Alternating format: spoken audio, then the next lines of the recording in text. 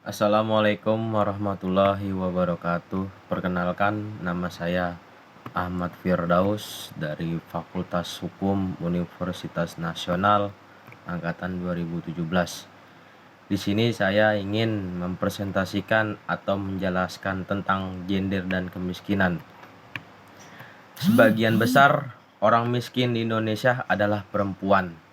Konsep feminisme kemiskinan dengan jelas menggambarkan ketidakadilan dalam soal keterwakilan wanita di antara orang miskin dibandingkan dengan laki-laki. Selain itu, kaum wanita miskin lebih menderita karena pada sebagian besar masyarakat, wanita juga menjadi subjek dari nilai-nilai sosial yang menjadi batas mereka dalam meningkatkan ekonomi atau meningkati akses yang sama ke pelayanan umum.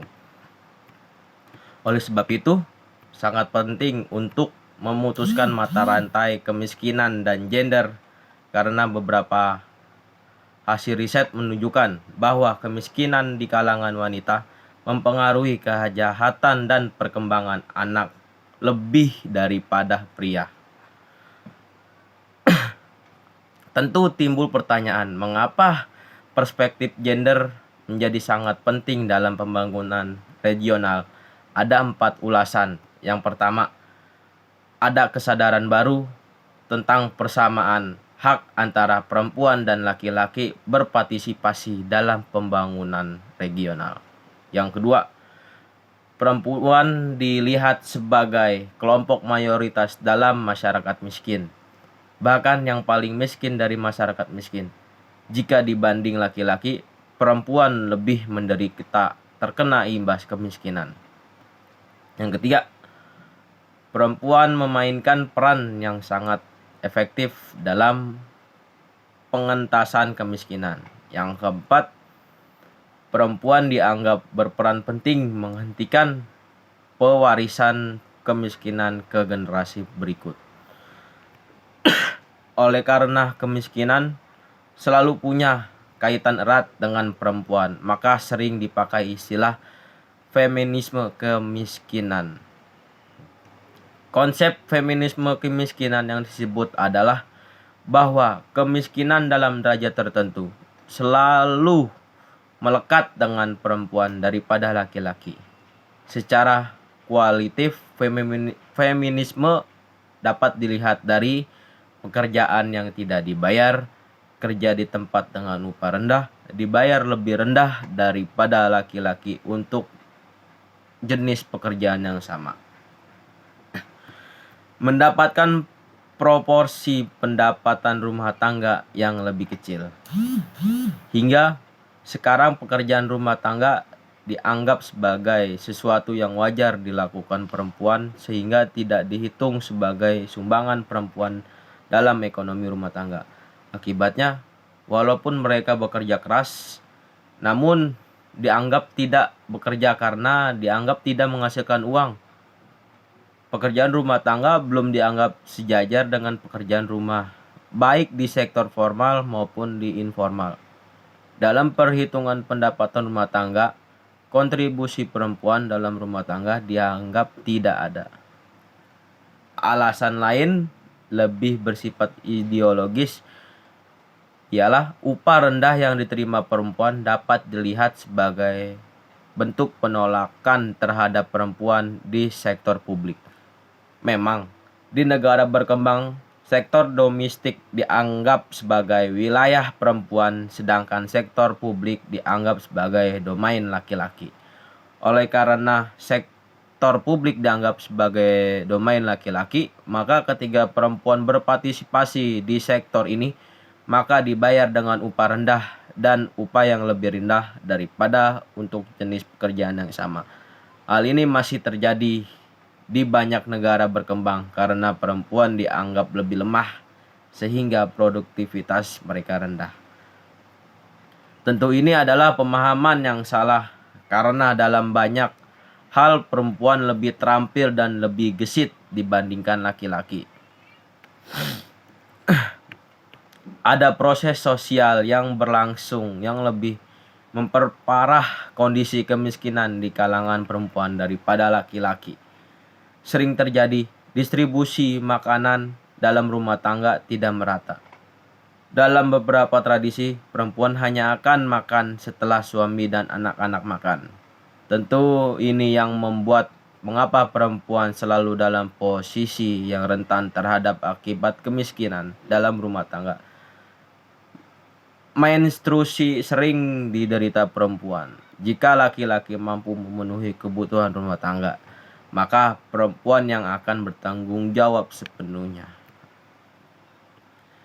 Perempuan berperan sebagai agen perubahan dan ikut mengentaskan kemiskinan. Peran mereka dalam membangun sudah mendapat pengakuan, namun di daerah pedesaan peran perempuan belum pengakuan sepenuhnya.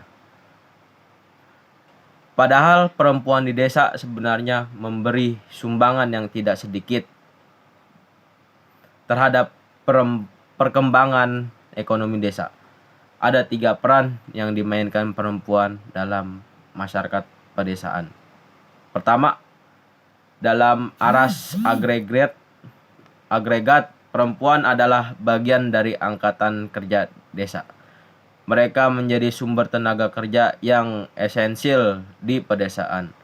Walaupun perempuan lebih banyak berperan di sektor domestik, tidak berarti tidak ada sumbangan sama sekali. Kehadiran mereka ikut mendukung pekerja laki-laki agar bekerja lebih baik, lebih produktif di sektor publik. Hal ini jika perempuan mengurus rumah tangga dengan baik, maka laki-laki dapat lebih berkonsentrasi di pekerjaannya, sehingga prestasi mereka lebih meningkat dan bagus. Ini tentu menaikkan produktivitas laki-laki, juga meningkatkan pendapatan rumah tangga. Hubungan gender dan kemiskinan. Adapun hubungan gender dalam rumah tangga ikut menentukan distribusi pendapatan dalam rumah tangga. Hubungan gender ini seimbang dalam rumah tangga, memberdayakan perempuan, menuntut haknya untuk diperlukan sama dengan laki-laki. Dengan kondisi ini, perempuan dapat menguasai dan mengatur sumber-sumber yang ada untuk meningkatkan kesejahteraan diri dan keluarganya. Di negara maju, kesetaraan gender ini sudah tidak menjadi masalah. Namun ini belum sepenuhnya berjalan di negara berkembang. Kemiskinan rumah tangga dapat disebabkan oleh hubungan gender yang kurang harmonis. Hubungan gender yang kurang baik dapat dilihat dari dalam keluarga yang konservatif. Perempuan masih dianggap warga kelas 2 dalam rumah tangga. Seorang istri baru makan setelah sang suami makan. Tentu ini berakibat pada kekurangan gizi di kalangan perempuan desa. Diutamakan bersekolah daripada perempuan. Akibatnya banyak anak perempuan di desa yang tidak mencapai sekolah tinggi, sehingga ketika bekerja hanya masuk ke sektor yang upahnya rendah.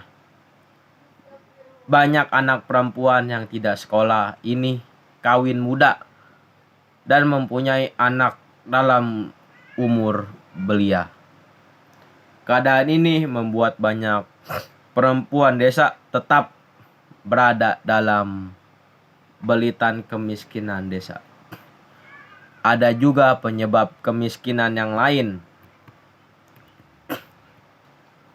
yaitu konsumsi alkohol yang berlebihan dalam rumah tangga.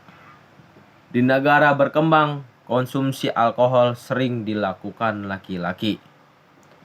Para ibu sering terpaksa menyiapkan uang untuk kebutuhan alkohol suaminya.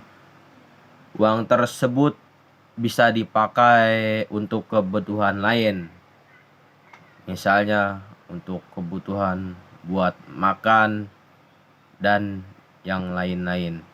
Posisi ini yang lemah mengakibatkan mereka tidak bisa berbuat apa-apa. Masalah alkoholisme dalam rumah tangga tidak hanya mempunyai dampak terhadap masalah keuangan saja, tapi menyebabkan produktivitas anggota rumah tangga menurun. Kesimpulan dari penjelasan saya ini gender dan kemiskinan. Janganlah kau meremehkan seorang wanita, karena kalau sudah wanita bekerja itu sudah beda lagi. Karena kalau wanita sudah bekerja itu dia lebih terampil, lebih gesit dan sebagainya. Terima kasih atas perhatiannya. Mohon maaf bila ada kata salah dalam presentasi saya. Mohon dimaafkan karena kesalahan itu datang dari saya. Kesempurnaan itu datangnya milik Allah Subhanahu wa taala. Wabillahi taufik wal hidayah. Wassalamualaikum warahmatullahi wabarakatuh.